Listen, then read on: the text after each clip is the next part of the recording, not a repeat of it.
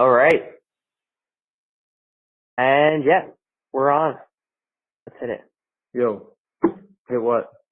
Let's hit some of that parak you've all been waiting for. Shawr Vihawemoonuh. Wow, what is that? Shawr Vihawemoonuh is the second part of Tanya. It's my personal favorite part. It's really cool.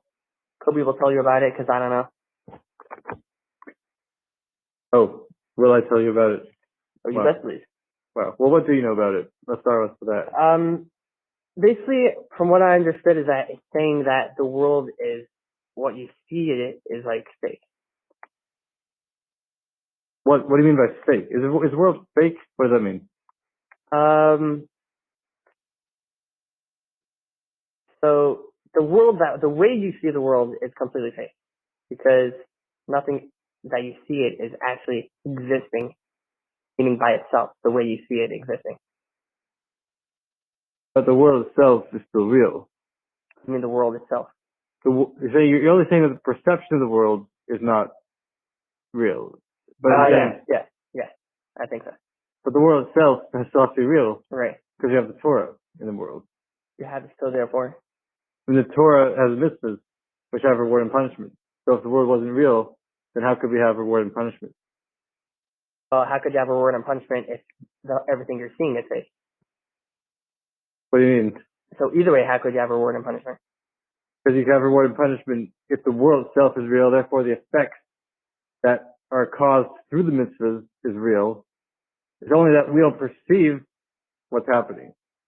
That's a separate issue regarding the realness of the world itself. So what Shawr Vihawemoonuh is trying to prove is that the world that what you think isn't true. Depends what you think. That's what you put. All right, I hear you. Fine. So yeah, so basically that. What else?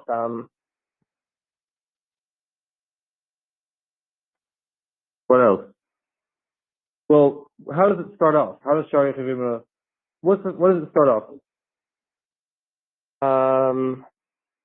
Well, first of all, I think proving that the world needs to be created every single second from Torah, not from like logical, from sukkah, meaning What does that translate to for those of us who speak only that Greek, not Hashem's words are always standing in the heavens. in the heavens? What words of Hashem are standing in the heavens? I think the word heaven. The word heaven. Cool. The words of Hashem that Hashem spoke in creation, you mean? Correct.